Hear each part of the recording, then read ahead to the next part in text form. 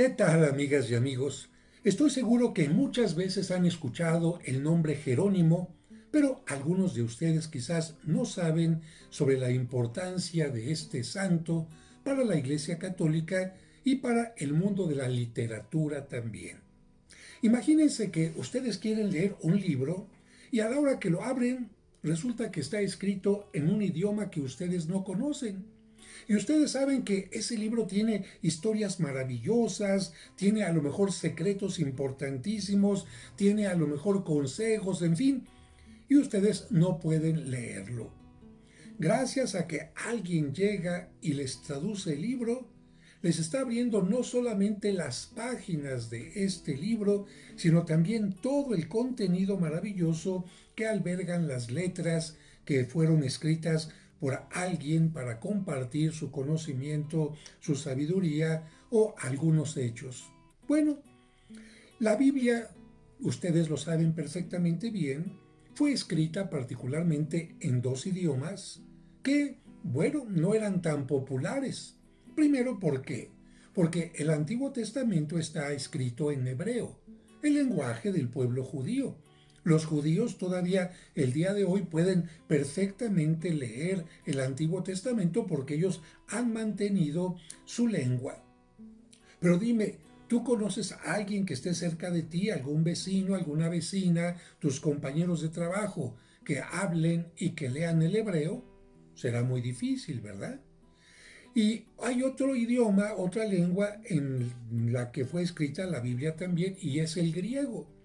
Porque el griego era el lenguaje, vamos a llamar así, fino, el lenguaje selecto, el lenguaje que se utilizaba para las cosas importantes, por la influencia que tuvieron los griegos en su invasión cultural en muchas partes del mundo antiguo. De tal manera que el Nuevo Testamento ya no fue escrito en hebreo. Aunque Cristo era judío y los apóstoles, la mayoría eran judíos también, bueno, el Nuevo Testamento no fue escrito en hebreo, sino en un lenguaje mucho más elegante, mucho más amplio en aquel tiempo y sobre todo para decir que era algo importantísimo, fue escrito en griego. Pero aquí empezamos entonces con un problema. Ya en tiempo de Cristo, ¿quién conocía el griego profundamente? Quizás hablaban algunas palabras, pero leerlo, no todo mundo. Y unos años después, podemos decir, hacia el siglo I, siglo II, fue más difícil porque los romanos fueron dominando todo lo que conocemos como Europa, el norte de África e incluso el Medio Oriente. ¿Y qué lenguaje fueron imponiendo? ¿Cuál era el lenguaje del Imperio Romano en el que se hacían todos los edictos, en el que se hacían todas las leyes? Bueno, el lenguaje era el latín. Precisamente de la palabra latina vulgo, que significa pueblo, viene la palabra vulgar. Lo que es del pueblo es lo vulgar. Y precisamente el lenguaje vulgar, el lenguaje popular, el lenguaje que hablaba toda la gente, no era ni el hebreo, ni el griego, sino el latín. Todo mundo hablaba el latín, lo entendía perfectamente bien. Quizás no lo podían leer porque, bueno, mucha gente era analfabeta, no sabían leer, pero sí lo escuchaban perfectamente bien y lo entendían. Bueno, imagínate entonces si toda la gente hablaba o leía el latín, ¿quién iba a poder leer la Sagrada Escritura? La Sagrada Escritura entonces fue reduciéndose cada vez más en su lectura, en su conocimiento, para un pequeñísimo grupo de personas. Y precisamente va a ser San Jerónimo el que va a abrir las páginas no solamente de la Biblia para que se lea, sino las va a traducir para que toda la gente la pueda entender.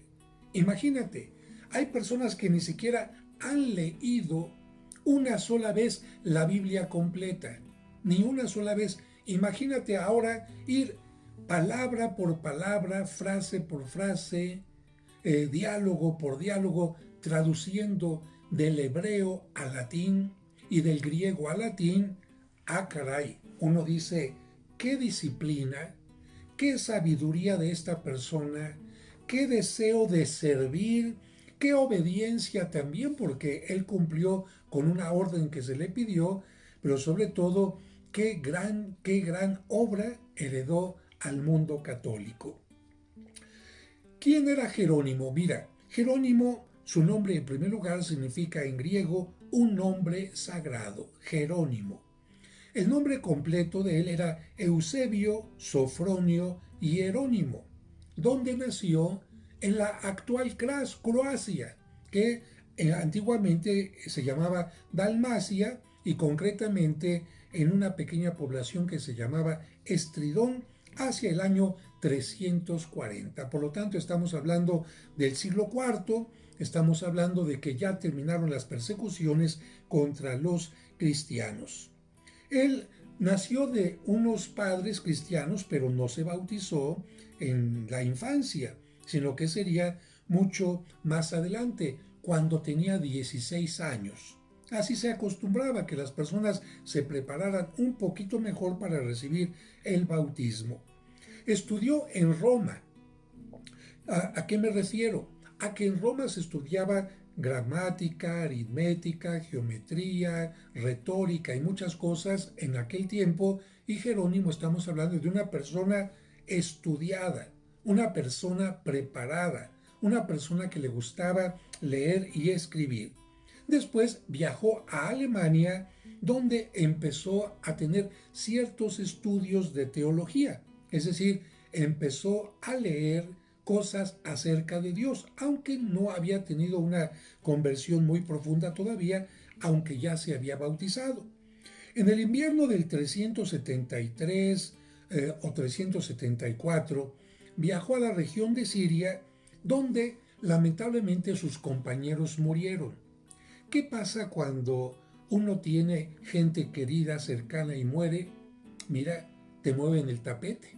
Sobre todo porque era un tiempo de invierno y la gente empezaba a morir y uno se pone a pensar, caray, pues yo no soy de palo, yo también puedo enfermarme como ellos y morir.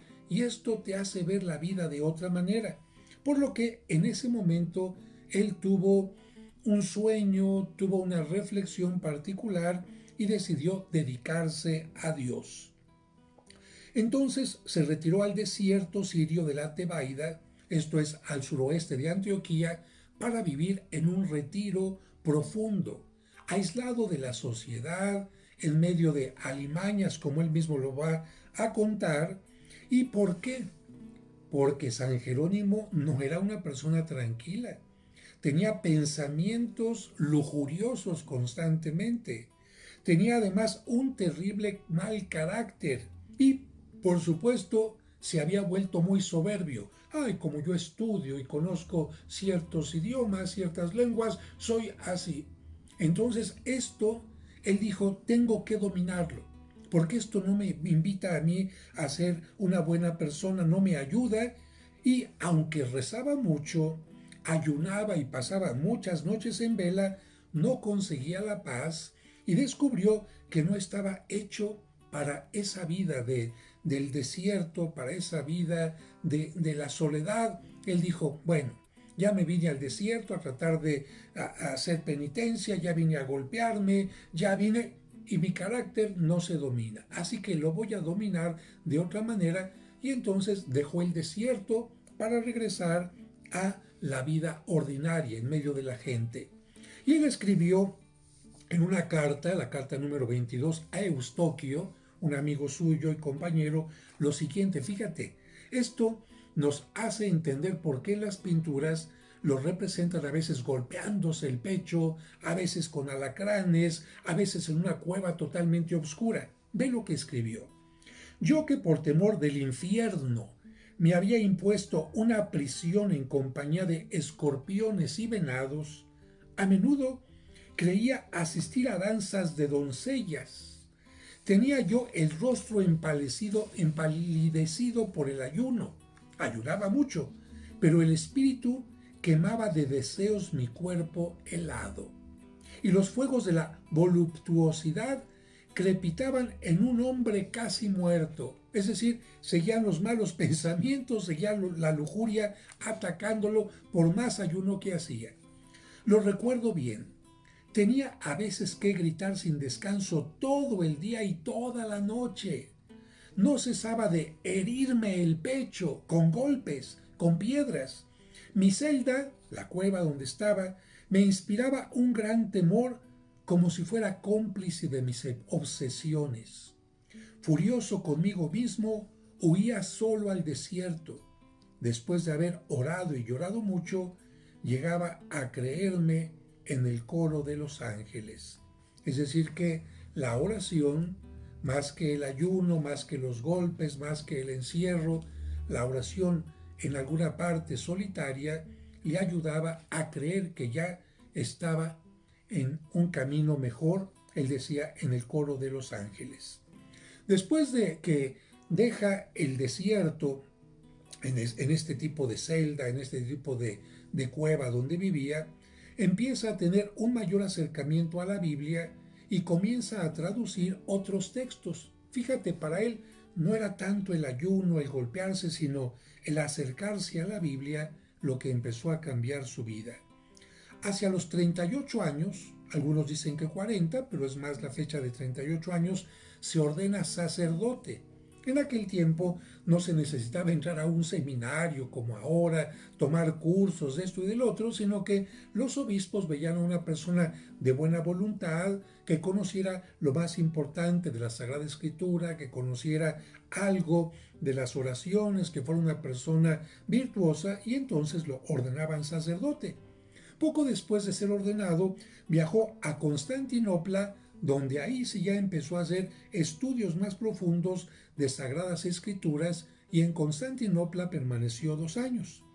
Regresó a Roma en el año 382 y por su capacidad de organización, por su disciplina, por su conocimiento en la Sagrada Escritura, por su deseo de servir, fue, vamos a decir, elegido como secretario del Papa.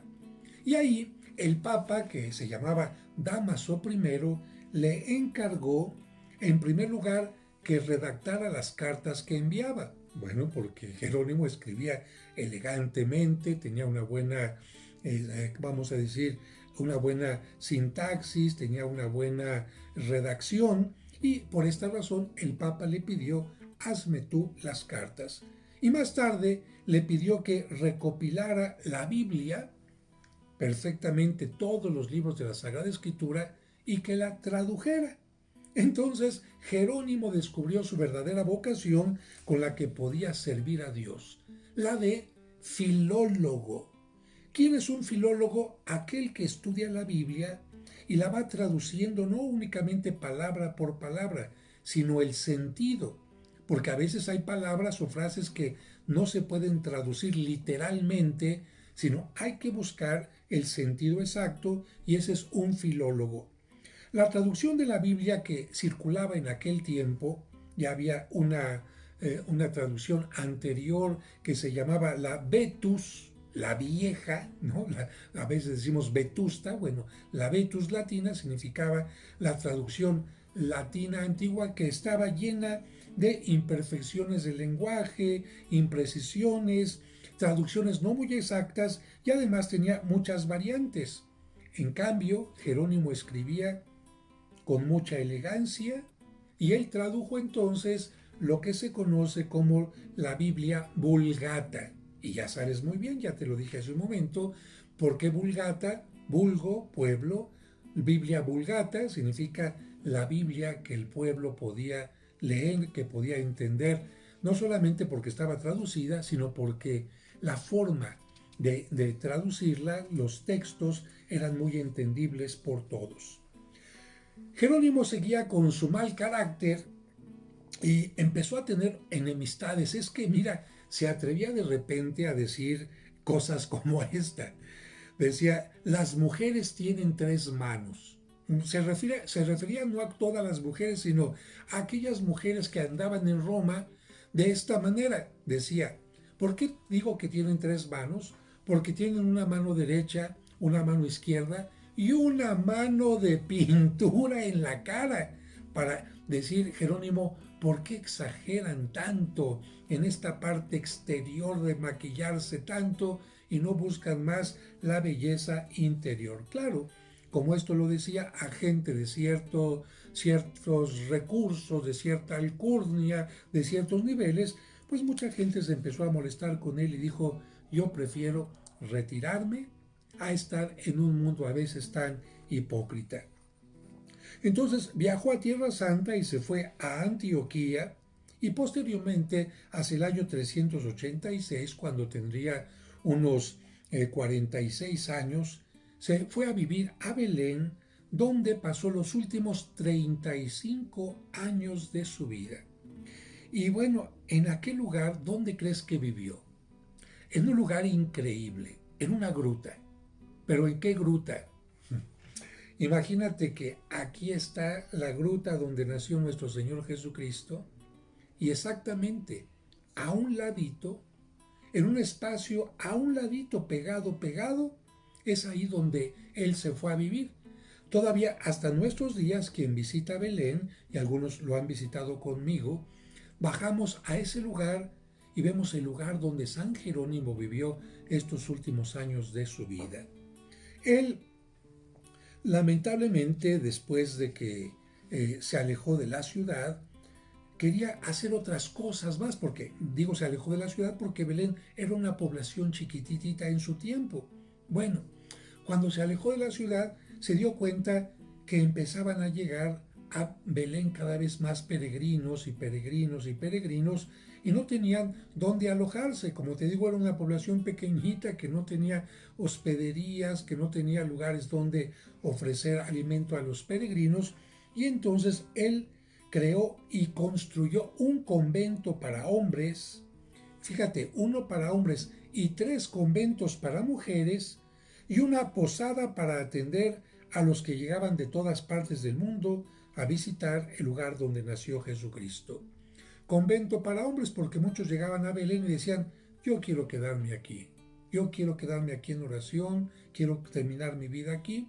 Llegaban muchas mujeres, cosa rara, porque las mujeres normalmente viajan menos, llegaban muchas mujeres y 3 conventos para mujeres y otro, un lugar de hospedaje más que un convento para los que llegaban, estaban un tiempo y regresaban, sería como una especie de hospedería u hotel para su tiempo. Decimos que después de que falleció, fue tan querido por la gente que decidieron llevar su cuerpo hasta Roma y está sepultado en la Basílica de Santa María la Mayor en Roma, que es una de las más grandes, de las más importantes de Roma y la más grande en importancia dedicada a la Virgen María. Cuando murió, el 30 de septiembre del año 420, cuando tenía 80 años. En su recuerdo se celebra el Día Internacional de la Traducción y precisamente por eso, como falleció el día 30 de septiembre, se le festeja en el día 30 de septiembre. En 1546, la Biblia Vulgata, la que él tradujo, se convirtió en la versión oficial de la Iglesia Católica Latina y estuvo así durante mucho tiempo hasta 1979 en que se publicó una nueva Vulgata. Y le pedimos a San Jerónimo que nos ayude a acercarnos a la Sagrada Escritura, que si no la has leído ni siquiera una vez, por lo menos a los libros más importantes te vayas acercando y que de esta manera vayas traduciendo no las palabras a distintos idiomas, sino a tu vida personal, porque es entender que Dios te está hablando a ti personalmente a través de la Sagrada Escritura para iniciar un diálogo de amor, un diálogo de conversión y un diálogo que te permita acercarte cada vez más a tu prójimo, a tu vocación y sobre todo que te encamine hacia la vida eterna. Si te llamas Jerónimo, felicidades, y si no, bueno, pues ya hemos conocido un poquito más acerca de San Jerónimo. Que Dios les bendiga.